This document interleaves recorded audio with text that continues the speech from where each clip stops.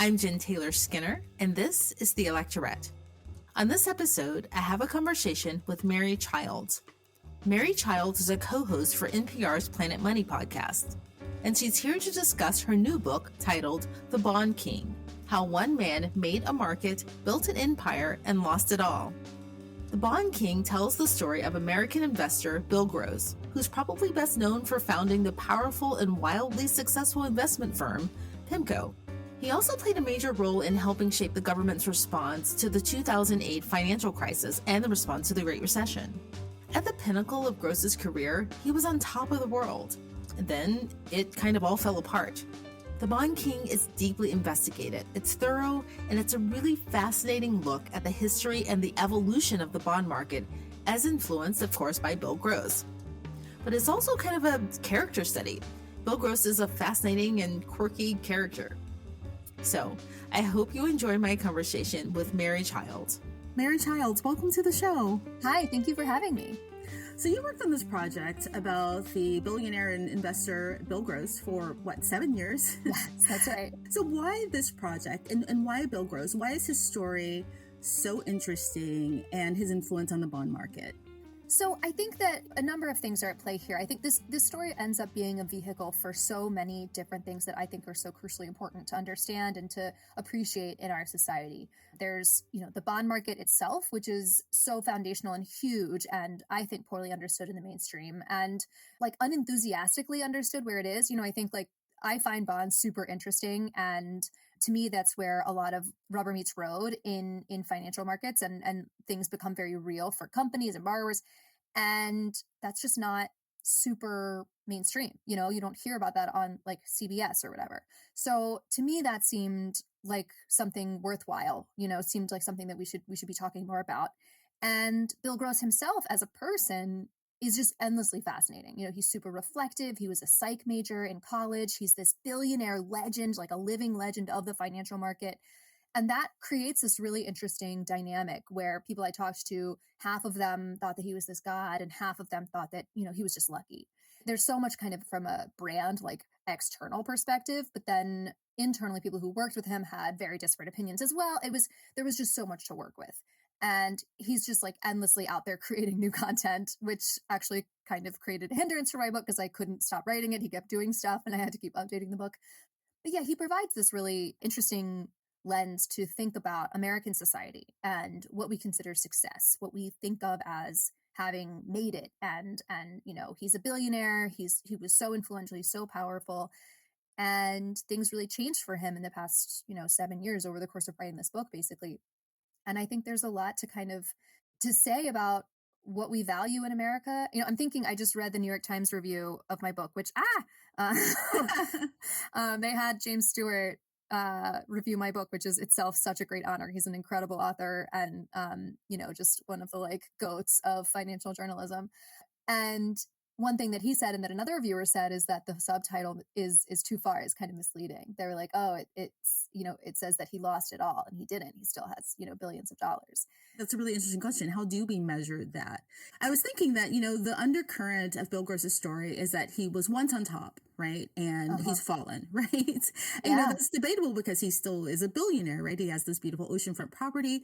And, he wrote this memoir. I don't know if it was written after your book or at the same time. And it was the title was I'm Still Here. I'm still standing. Exactly. I'm still standing, right? Which implies something. It's kind of defiant, right? And, Absolutely. I don't know, why does he have this image of, having fallen, even though he left the company that he helped found, I think it was in 1971 was when he founded the company, but he left in 2019, even though he left the company, that doesn't 14, necessarily in 2014 doesn't imply that he's fallen. So how does he have that image? And what do you think that title of his memoir means? That's such a great question. And I think that's really incisive, right? He has this memoir out called I'm Still Standing, wherein he's basically writing his own version of my book, right? It's his own words. It's his own recounting of his long career, of his time at PIMCO, of his experience of being ousted from, the firm that he co-founded in 1971, as you say. And it is defiant. I think that's such a great word for this, where he's taking the narrative into his own hands. And that actually is something that I think was really interesting in reporting this book. And, writing about any powerful person is they're so unaccustomed to not having control over the narrative. and that's super uncomfortable for them. So obviously everyone wants to have their own say, right? And I think that's what you're seeing here is he's writing his own history and his own story for himself, and framing it in the terms that he wants, which is great. But there is this interesting debate where it's like, okay, in my book it's very much the rise, the fall, and I wrote that because I think it's right.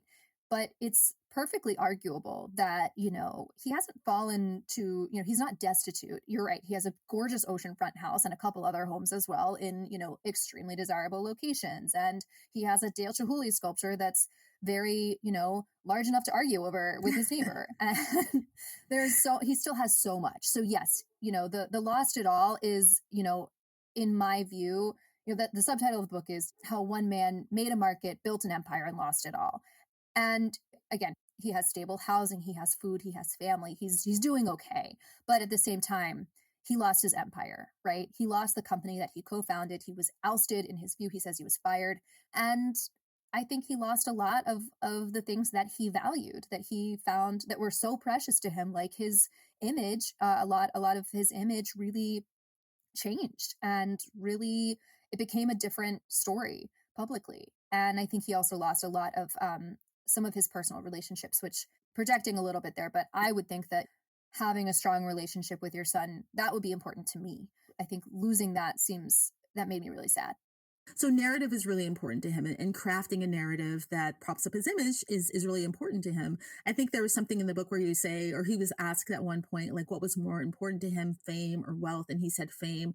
So in that sense, I could see that, money aside, your financial standing aside, his image was what he wanted to keep intact. Am I reading that correctly?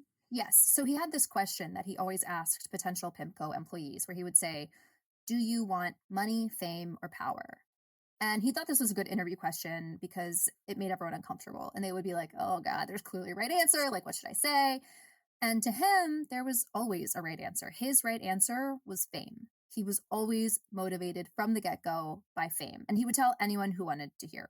So, that kind of self-awareness is really unusual. But I think that also, to me, that informs, how I framed this book and how I thought about his trajectory, where, you know, in the Twitterverse, which you can weight that however you want, the, Bill Gross to Janice literally became a meme. That became, so and so to Janice, that framing, that became something that people said anytime there was a major shift or anytime something kind of embarrassing happened. So that, I think, is indicative of how far we've come from this, the Bond King, great legend on the cover of all these magazines. To me, that's informative. And to me, that says, he got what he wanted. Yes, he's absolutely indisputably famous, but is it in the way that he wanted? Is it still the same image that he had pursued so doggedly for so many years? So, what was Bill Gross's role in the financial crisis in 2008? There was this whole period where there were all of these junk bonds. Can you explain what his role was there? Yeah, absolutely. So, as we remember, the financial crisis of 2008 really started as kind of a housing market problem, where the housing market was running way too hot, and we were happily securitizing all of these mortgages into mortgage-backed securities, and then repackaging those, yada yada. And as we know, a lot of those mortgages were not great, right? We were kind of overextending credit, and banks were robo-signing for people. It had gotten very far out of hand, and very few people were kind of willing to call the end of that party, right? It was much more fun to just keep profiting from it. But eventually, of course, it had to turn, and when people weren't able to make those payments, and there's a lot more to unpack there with adjustable rate mortgages where the interest rate balloons, and you're like, oh, okay, I could make last month's payment, but I can't make this month's payment. Anyway, so I think the role that Bill Gross and PIMCO played, they, more than anyone, I think, saw this turn coming and structured a kind of trading paradigm around that. So a lot of people did see it coming, but the trading of it is really the hardest part, timing and trading, I guess. And what PIMCO did was they both were really conservative going into the crisis. So they saw this coming, and they tried to position it in such a way that they wouldn't lose so much money, right, when everything went bad. And they basically succeeded in that. There were certainly some rough patches, but they, to a really large extent, especially relative to peers, traded that very well. But then in the aftermath, they did even better. they were able to capitalize on the opportunities where things, had sold off so much and the prices were just super low because everybody else, was panicking and getting out. They were able to scoop those things up for cheap. And they also were able to think about what the government was going to do and more or less get ahead of the government. So if the government is looking at the financial market, which is completely on fire, and they're like, okay, what do we do here? They demonstrated that they were not going to just let things fail. They let Lehman fail, but there were so many other examples where they were able and willing to step in and stop the panic and to backstop these institutions. And PIMCO was like, okay, if you're going to save AIG, if you're going to save Fannie Freddie, what else are you going to save? What are you not willing to let fail? And whatever that thing was, that you're going to keep your money, that if you buy a bond issued by a company or an institution that the government thinks is, too big to fail, you're going to make your money. You're going to, that bond, that investment is going to be money good because it's the US government backstopping it. So I think more than anyone, they were able to see that clearly and jump on it. They also had an enormous role in kind of advising the government. And in my view, they more than anyone helps to kind of force the articulation of the government's backstop of Fannie and Freddie, the mortgage giants. And that I think is pretty huge. That had been an implicit guarantee before, and not to get too into the weeds here, but they pressured the government and more or less forced the government's hand there to say, okay, Fannie and Freddie, yes, let's take those into conservatorship. We're gonna go ahead and put the full government support behind these institutions. Yeah. Did that answer the question? Yeah, it did. So is this why he was so supportive? Because this was during the Obama administration, so supportive of their handling of the financial crisis because they were able to take advantage of it and profit. What a great question. I hadn't really thought about it in that way, that it was sort of a I like this politician because they benefited me personally. Yeah, I think that's probably pretty reasonable, right? That, if I benefited personally and professionally massively from the way you handle something, I'm definitely going to think you handled it well. I think there's a sort of broad-based consensus that it was an emergency and we got through it. So, we used government tools that were available at the time. Did we do it perfectly? Absolutely not. I think a lot of people have reevaluated how we handled it, especially with this, more recent kind of coronavirus induced financial crisis. But I think that's probably pretty reasonable that, he has grappled publicly with this kind of, am I too rich? Have I made too much money? And he seems to have shifted his allegiance at certain points in history where he, had kind of considered himself conservative, but, he ended up saying that he supported labor over capital at one point, for example. And I don't know, I think that's really interesting. And do these things shift because of his own personal stance and like where he falls in the universe? Of course. I keep phrasing things as questions. I'm so sorry. That's fine. Yeah, no, that's fine. I mean, that's the first thing I thought when I read that. And I know he's still registered as a Republican, but when I read that connection that, yes, he was really supportive of this handling. And then, shortly after that, and then he made lots of money. Right. No, that's really That's just incisive. where my brain went, Yeah, I mean, I think you're right. You do approve of things more. It's so hard to have kind of an objective opinion if I just made $1 billion from whatever you just did. Thank you so much. I love you. I think that makes a lot of sense. Yeah. What do you think it was one of the most, because, like we said, he started this company in 1971. And I think that his start as a part of his personal narrative, which is really important because, like you said, he was a psych major. I think the company PIMCO was an insurance company first or something like that. Yeah, it was a part of an insurance company, an asset management unit within a larger, like just a normal insurance company. Right. So considering where it is today or where it was when he left, that seems pretty notable. What was the most consequential thing he did to shape the bond market and to shape PIMCO? Oh, gosh. So the most influential thing he did to shape the bond market, I would say, is his kind of unending push into new products and kind of complicated products.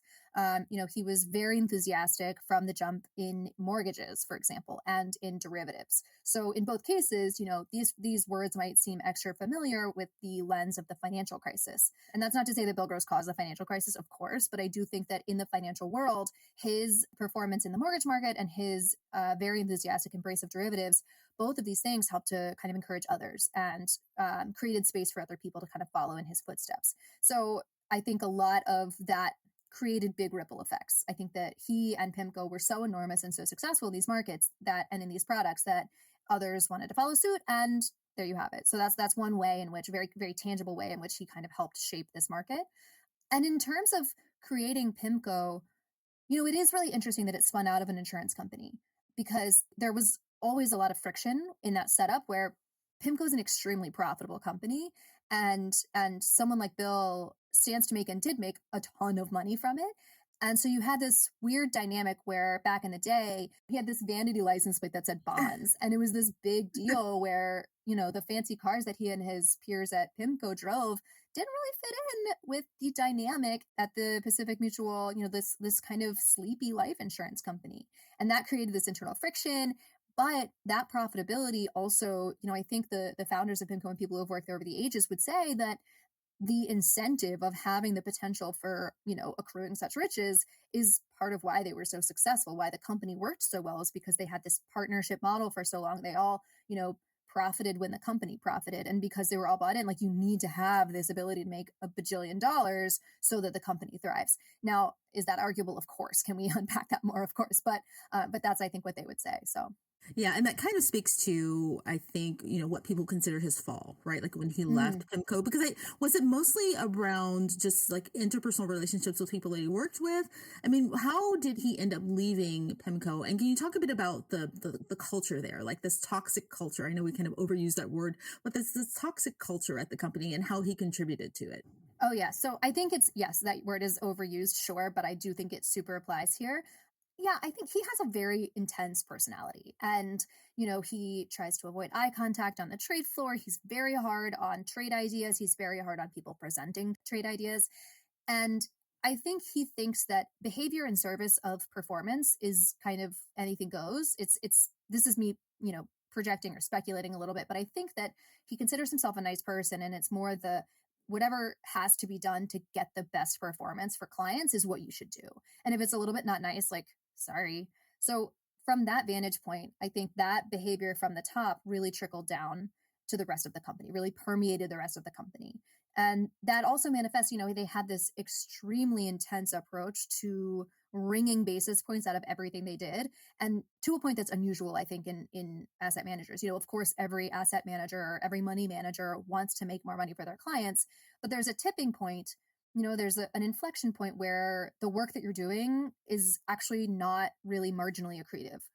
The next hour of trying really hard is too much trying, and you should stop. So there's kind of a spectrum of where different asset managers will give up on that. They'll stop. They'll say, okay, we've put in a good day. I'm going to go home now. And the way I understand it, PIMCO just doesn't do that. They kind of just never stop. And that's great for clients, but it also is super miserable. And a lot of people I talk to remember, grinding their teeth at night, waking up screaming. Oh, no. I know, truly. And going to an investment committee presentation, and if your formatting's wrong, Bill Gross is going to walk out of the room or admonish you in front of everyone, and no one's going to stand up for you. And arguably, I'm just thinking about, broader American culture, and it's not like this is unheard of, right? There are a lot of really intense workplaces, but I do think that the reporting on this led me to believe this was just a crucible. And I think that's I don't think that's changed much in the aftermath of all this. I think it's still this way, just without Bill, which people interpret things differently, so if I'm getting the command from above to be really paranoid and squeeze every basis point out and be really intense and be hard on my employees and my reports, how I carry that out is going to be different from the next person. And you see this, PIMCO is grappling with a lot of allegations of discrimination.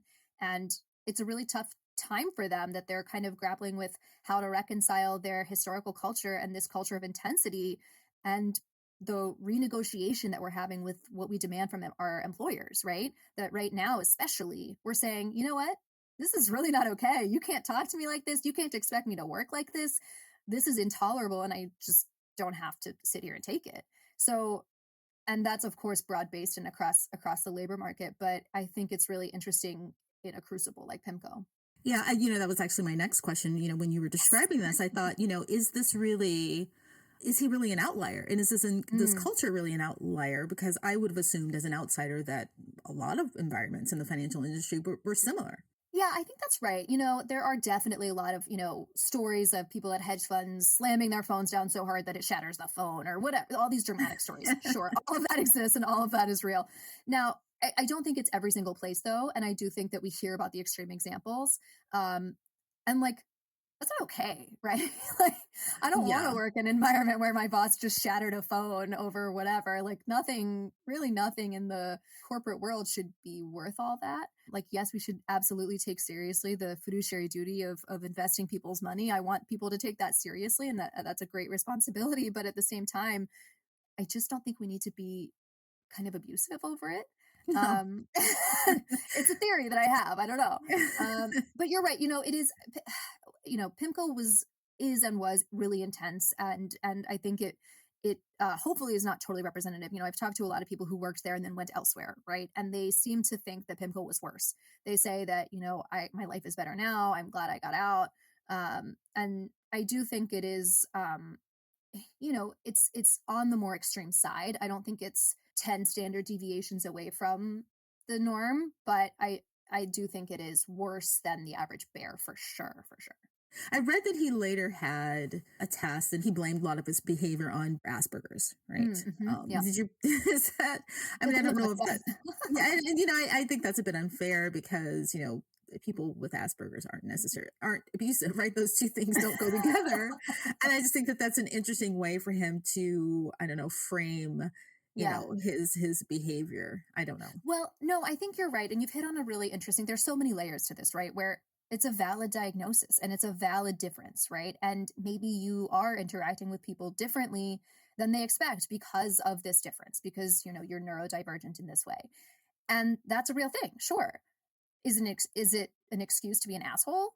Absolutely not, right? So there's a difference, and I do think it actually he cites this experience of reading a Michael Lewis book and going through this checklist of, oh my gosh, I think I have Asperger's. And that's actually not uncommon. When that book came out, that Michael Lewis book came out, everyone was doing that. I feel like every source that I talked to in financial markets, they were like, I think I'm a little Asperger's. And I was like, this is not just a blank check. You don't get to just claim this and run around and just be horrible to people and be like, oh, sorry. So, Bill again is not alone in this, but I do think that there's both a conflation happening where people do seem to think that this gives them the ability to act in a certain way and just say, oh, I'm neurodivergent. On the flip side, there is some truth to, he didn't want to make eye contact and he didn't want to chat with everybody. And he was really intensely focused. He didn't want to be disturbed and he got upset when he was disturbed.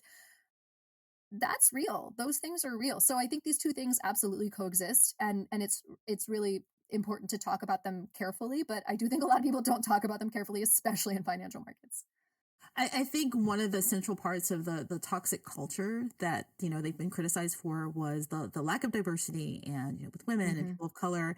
And I was wondering if you could talk about that a bit and how it fits into your understanding of Bill Gross, his personality, and how he shaped the culture there. And one of the Hmm. things that I think is really surprising to me is that he did inject some emotionality into his business. Like, he had this newsletter and he was Hmm. very, you can see his background in psychology there. So I'm Totally. surprised that he would not have, I guess I'm not surprised. If you could just talk about the diversity thing, in the culture there.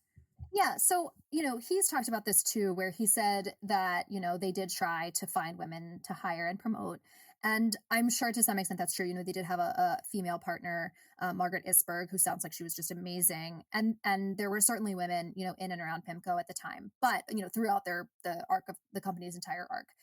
So to some extent, yes, there just weren't that many women around and people of color around in the whole financial industry. And that can't necessarily be an individual's responsibility to rectify.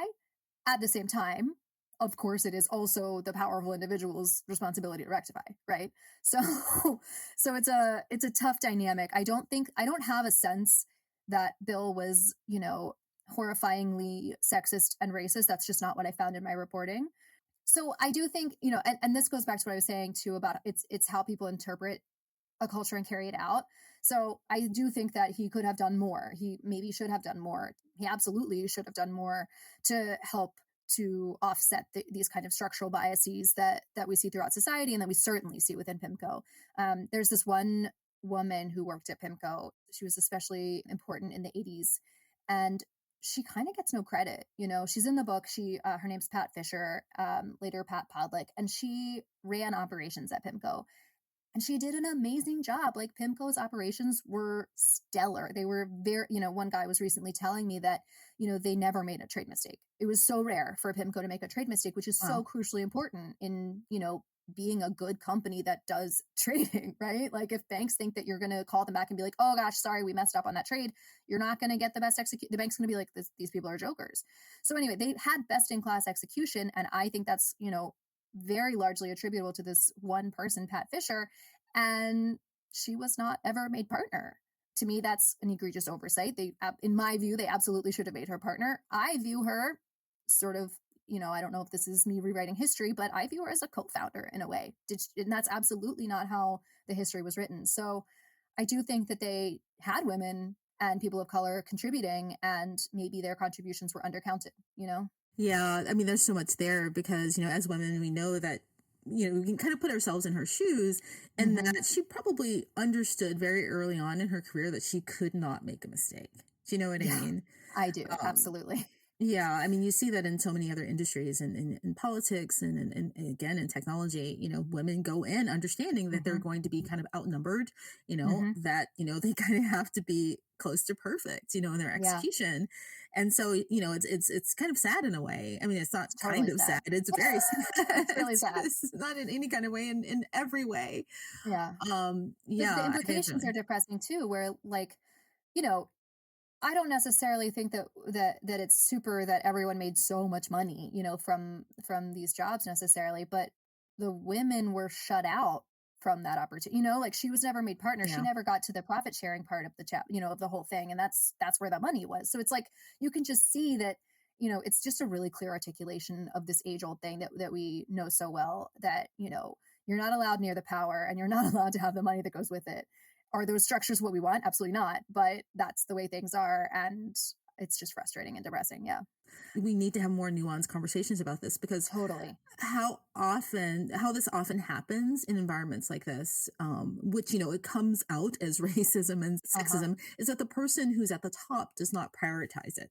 Right. Hmm. They aren't proactively thinking about it. Like, you probably just didn't think about Pat very much. Right. And that in Well, itself is sexism. I mean, not in the way that, yeah, like, oh, are we shortchanging her? Are we giving her her due? Do you know what I right. mean? Yes, I absolutely do. And I think there was never a moment where he was like, I don't like Pat. I think she's a weak lady. I don't think any of that happened.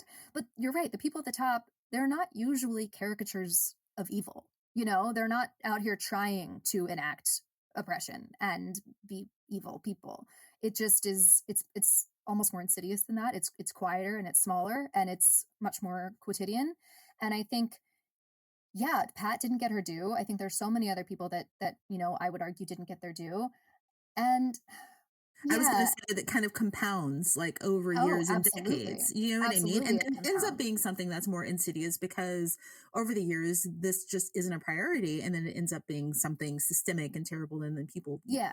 And the insidiousness also comes in kind of how you think about it when it's happening to you, right? Where you're like, am I just not that great at my job, or is it something else? And detangling that is like, I don't know, that's kind of painful and suboptimal if you're having to consider every day, or maybe it doesn't occur to you and that's this like blissful ignorance. But I do think, yeah, it's this larger thing that comes to bear, and that just happens again and again and again, and absolutely compounds on itself. Yeah, that's a whole other conversation. If you ever wanna I come on know. and talk about that, I mean, like me, I mean, you being a woman, in reporting and the financial industry and, me back in technology, I think the painful part is trying to untangle what's Mhm. happening to you in real time alone, Mhm. right? Mhm. Because there aren't enough people around you to kind of share that view and share that lens and help you untangle it. And you think like, well, these people seem to like me. However, I Totally. was never made partner, right? And it's kind of, Totally. I don't know, it kind of drives you a little bit batty, just kind of like trying It to does. untangle it. So now we get to play, where are they now? So, Bill Gross, he's at Janus right now. No, he left. He retired in That's right. 2019, right? That's right. Yeah. But he is now probably occupying himself with disputes with his neighbor. It does seem that way, yes. So he got in this dispute with his neighbor in Laguna Beach. He has this beautiful home in Laguna Beach right on the ocean, and he and his wife installed this Dale Chihuly sculpture. And it's, blue glass tubes and some, round balls that sit on the ground, and it got damaged. And so they put a net over it to protect it. And the neighbor was like, hey, man, this is obstructing our view. We don't love the net. Do you mind? And he's like, meh. So the neighbor's like, all right, fine. He files a complaint with the city. And so the city's like, Laguna Beach goes to Bill and Amy, his wife, and they're like, you got to get the right permits for this. This isn't permitted correctly. You have to get the correct permits for both the sculpture and the net. And then Bill Gross and Amy start playing music really loud out of their home in their yard at, the maximum legally allowable limit. And they are playing a lot of 50 Cent. They're playing a lot of theme songs from classic television shows, including, but definitely not limited to, Gilligan's Island. So the Gilligan's Island theme song gets played on repeat. And the neighbor's like, oh my God, I'm losing my mind. So it eventually escalates. And Bill Gross and Amy actually allege that the neighbor was invading their privacy by filming them all the time and watching them and installing cameras and just all this creepy stuff. And then the next day, the neighbor sued Bill Gross and Amy for harassment. And actually, the judge sided with the neighbor. So they ended up basically saying, yeah, you can't play music on repeat with speakers aimed at your neighbor anymore. Yeah. Yeah, they ended up going, he and his wife, his latest wife, they ended up going to, sorry, I didn't need to say that. His wife went so much in that, went to jail, I think, for like 5 days because of that. They got sentenced to jail, yeah, for 5 days. They ended up not having to serve it, in part because of the coronavirus. They basically were able to do a couple days community service. So that, I think, was pretty lucky, because I was just sitting there like, I did not expect Bill Gross to get sentenced to jail. That was a big surprise to me. Yeah, I mean, there's so much that could be that's the book number 2, because I saw the sculpture. I don't know. I like Dale Chihuly, but I thought, like, move it under a patio. Like, it's very expensive. Right? But yeah, anyway. The fact that it's so close to the ocean would make me nervous. But I think if you're living on a cliff by the ocean, maybe you just have a different view of the elements, and you want it. And I'm with you. I would have put it, in a more conservative place, but also, I can't afford to replace it. So maybe that's the difference. Yeah. Wow. That's a lot. Anyway, yeah. So your book is out now, The Bond King: How One Man Made a Market, Built an Empire, and Lost It All, about Bill Gross. Yes, that's yeah. So congratulations. Thank you so much. And Mary Charles, thank you so much for this interview. Thank you for taking the time to talk to me. Thank you so much. This was really fun. I enjoyed it a lot.